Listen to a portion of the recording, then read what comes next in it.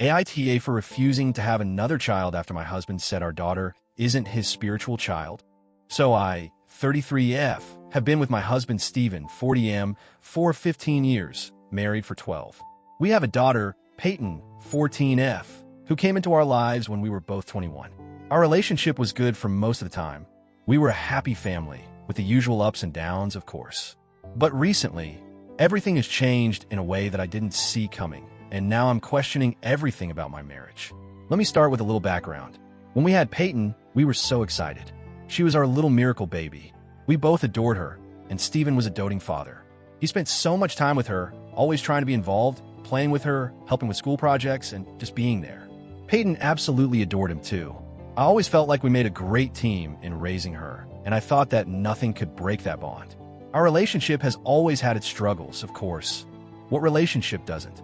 But overall, Stephen was supportive, loving, and a good dad. We had our differences here and there, but nothing major. That is until now. A couple of weeks ago, something happened that completely rocked our family. Peyton came out to us, telling us she was dating a girl. I was a bit surprised because I hadn't seen any signs, but when she told us, my immediate reaction was to show love and acceptance. I told her that I loved her no matter what. I wanted her to feel safe and comfortable expressing herself. I thought Stephen would feel the same way. And at first, he did. He was supportive, though a little unsure of how to respond at first. But overall, he seemed fine with it. Then everything went downhill. Peyton went to visit my mother-in-law, MIL, for a week. MIL is extremely religious, so I wasn't surprised when I found out she didn't approve of Peyton's sexuality. However, I thought she would at least keep her opinions to herself out of respect for us. Well, that was not the case. Peyton and her cousin, who is also 14, started talking about crushes and other typical teen stuff. Peyton mentioned her girlfriend, and that's when MIL overheard and flipped out. The next thing I know, I'm getting a call from my MIL demanding that I come pick up Peyton immediately because she was contaminating her cousin. MIL told me that Peyton was being disrespectful and leading her cousin astray. I was furious.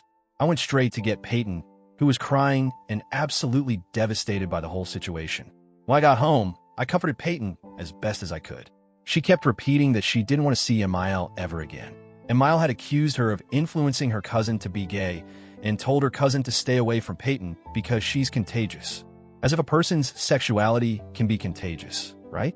The whole thing was ridiculous and hurtful. Peyton was in tears, telling me she didn't know what to do, and I could see how much pain she was in. That night, Stephen came home and immediately noticed something was wrong. Peyton was upset, and I could see the worry on his face. When I told him what had happened, he was clearly shocked. He apologized to Peyton and promised that we would cut ties with my MIL. He said he didn't want anyone like that around our daughter. But after that night, things began to feel different between Stephen and me. I noticed that he started acting distant toward Peyton. He wasn't as engaged with her, and I found that concerning. When I asked him about it, he brushed me off at first, but eventually he admitted something that completely threw me off balance. One evening, after a few days of things feeling strained, Stephen tried to initiate intimacy with me. This wasn't unusual, except he was being more persistent than normal. I gently told him I wasn't in the mood, but he became upset, which was out of character for him. I tried to talk to him about it, asking why he was acting differently, especially when he had been so distant from Peyton. At first, he dismissed my concerns, but eventually he opened up. He told me that he wanted another child. At first, I thought he was just talking about expanding our family, but then he said something that completely shocked me. I don't think Peyton is my spiritual child. He went on to explain that after talking to MIL, he had come to believe that God wouldn't gift him a child who would upset his mother. He said he wanted another child, one who was more in line with his spiritual beliefs. I couldn't believe what I was hearing. I was so confused and hurt.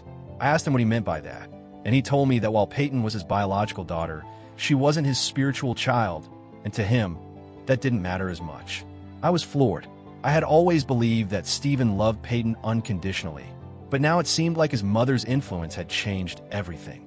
It didn't end there. When I pressed him further, Stephen confessed that he had even been thinking about sabotaging our contraception.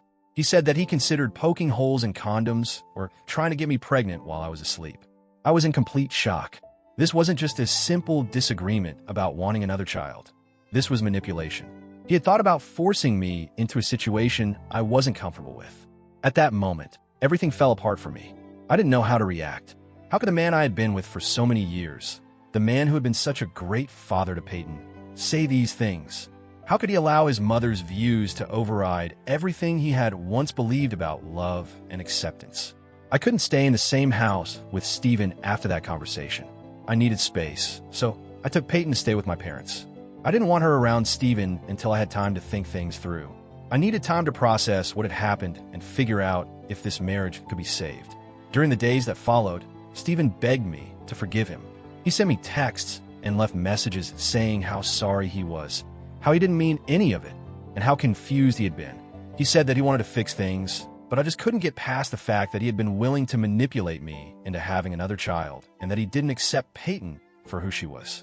I spoke to my family and friends, and they were supportive of me, though concerned about the impact the divorce would have on Peyton. Everyone could see how devastated I was, and while they understood my reasons for considering divorce, they knew it wasn't going to be an easy decision. Peyton was still processing everything, and I didn't want to hurt her even more. Eventually, I decided to have a serious talk with Stephen. We met in a neutral place to talk things through. He apologized again, but his apology didn't feel genuine. He still seemed more concerned with fixing his relationship with me than he did with understanding the damage he had done to Peyton. His words felt empty, like he was saying what he thought I wanted to hear. That's when I realized that I couldn't stay in a marriage with someone who didn't prioritize our daughter's well-being. Peyton was my priority, and I couldn't let her continue to live in a house where she felt rejected by her own father. I couldn't ignore how much this situation had hurt her and how much damage it had done to her self-esteem. I knew what I had to do. I filed for divorce. I could no longer stay in a relationship where my daughter's safety and happiness were at risk. As much as I love Stephen, I love Peyton more. She needed a mother who would stand up for her, no matter what. Stephen didn't take the divorce well. He tried to convince me to reconsider, saying that he would do anything to fix things, but I couldn't keep going back and forth. The decision was made. I had to protect my daughter, and sometimes that meant walking away from someone I had once thought I'd spend my life with. The divorce has been painful. I can't lie about that. But I know it was the right decision. Peyton and I are doing better. We're both healing. It's not easy, but we're stronger because of it. Peyton has started to come in her own more confidently, and I've seen glimpses of the happy, vibrant girl she used to be. Stephen, meanwhile, has reached out a few times, but I've made it clear that I need space.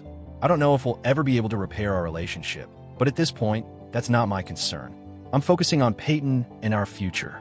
I never thought I'd end up here, but sometimes you have to make the hardest decisions to protect the people you love.